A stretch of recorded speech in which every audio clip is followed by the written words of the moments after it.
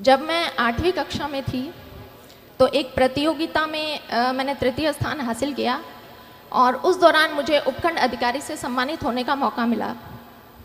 जब उपखंड अधिकारी की गाड़ी हमारे स्कूल के प्रांगण में आई तो उस गाड़ी पर लगी बत्ती को देखकर मेरा बाल मन सम्मोहित हुआ था। लेकिन जैसा कि बाल मन होता है, कुछ घंटों कुछ दिनों में वो जो मेरी यादें थी वो धूमिल हो गई। उसके पश्चात 10वीं कक्षा में फिर से मुझे मौका मिला जब मैं ज़िला कलेक्टर महोदय के द्वारा सम्मानित हुई। उस वक्त मैंने तय किया कि इस पद में, इस पोस्ट में कुछ तो है कि इसका इतना मान और इतना सम्मान होता है। लेकिन फिर वही चीज़ें हुई कि मैं उन चीज़ों को भूल गई। 10वीं परीक्षा के बाद जब ऐच्छिक विषय चयन का प्रश्न खड़ा होता है, उस वक्त मेरी कुछ सहेलियों ने कहा कि हम तो मैथमेटिक्स साइंस लेंगे और इंजीनियरिंग करेंगे। उनकी बातें सुनकर मैं भी अपने घर गई और पारिवारिक मंच से मैंने भी ऐलान कर दिया कि मुझे इंजीनियर बनना है। उस वक्त बहुत सारे प्रश्न आए कि लड़की इंजीनियरिंग करके क्या करेगी, लड़की को इंजीनियरिंग करवाने का क्या फ़ायदा है। लेकिन वहाँ मैं धन्यवाद देना चाहूँगी अपने पिता को, जो ढाल बनकर मेरे सामने खड़े रहे और मेरे इस निर्णय का पूरा उन्होंने सम्मान किया और मुझे इंजीनियरिंग की पढ़ाई पूरी करवाई।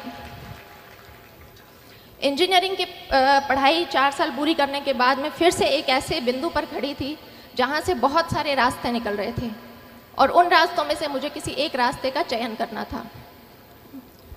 कोई विशेष गाइडेंस, मार्गदर्शन तो मेरे पास नहीं था, लेकिन परिवारजनों से विचार विमर्श किया और तय किया कि बैंक की काफ़ी भर्तियाँ खुली हुई है और मुझे बैंक का एग्ज़ाम देना चाहिए। इस एग्ज़ाम तैयारी के दौर में कास्ट सर्टिफिकेट के लिए मुझे फिर से उपखंड अधिकारी के कार्यालय में जाने का मौका मिला।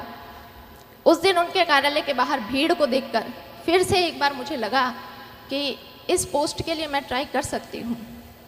घर आकर मैंने दबी आवाज़ में अपने पिता से पूछा कि उपखंड अधिकारी बनने के लिए मुझे क्या करना होगा। और उस वक्त ये प्रश्न पूछते वक्त मेरे पिता की आंखों में जो चमक थी, वो चमक मेरे लिए मोटिवेशन बनी। बाद में पता चला कि मेरे पिताजी ने भी अपनी युवावस्था में इन परीक्षाओं की तैयारी की थी, लेकिन वो सफल नहीं हो पाए। तो मैंने तय कर लिया कि मुझे इस परीक्षा को देना है और इसमें सफल भी होना है। तो इसी तरह से आप भी अपना सेल्फ मोटिवेशन देखें, कौन सी ऐसी चीज़ है जो आपको अपनी जर्नी के दौरान मोटिवेटेड रख सकती है। मैंने आरएस 2013 की परीक्षा दी, उसमें मेरी 77वीं रैंक से चयन हुआ। लेकिन चूँकि आरएस के पद कम थे, इसलिए मुझे राजस्थान लेखा सेवा अलॉट हुई। मैंने दोबारा प्रयास किया और 2016 में मुझे प्रॉपर आरएस मिला। तो आज जब ये बच्चे किसी परीक्षा की तैयारी करने के लिए आए हैं, तो एक पैटर्न होता है कि हमारा एक समूह बनता है, हमारा एक ग्रुप बनता है। मैं आप सभी लोगों से अनुरोध करूँगी कि अपने उस ग्रुप का चयन बहुत सोच समझ कर करें। जब मैंने प्रारंभिक परीक्षा अपने घर से तैयारी करके पास की, मेंस के लिए मैं जयपुर गई। वहाँ पर शुरुआती दिनों में कुछ मेरे ऐसे दोस्त थे जिनका हर वक्त यही कहना होता था कि भर्ती तो सिर्फ 700 पदों पर निकली है, हमारा नंबर कहाँ आएगा। हमसे पहले भी बहुत से बच्चे हैं जो तैयारी कर रहे हैं, हमारा नंबर कहाँ आएगा। तो मैं भी उन शुरुआती दिनों में काफ़ी नेगेटिविटी से घिर गई थी। फिर मैंने तय किया कि जब परीक्षा तो देनी ही है तो क्यों ना अपना समूह बदल लिया जाए। फिर मैंने 2 ऐसी लड़कियों का चुनाव किया जो मेरे ही बैकग्राउंड से थी।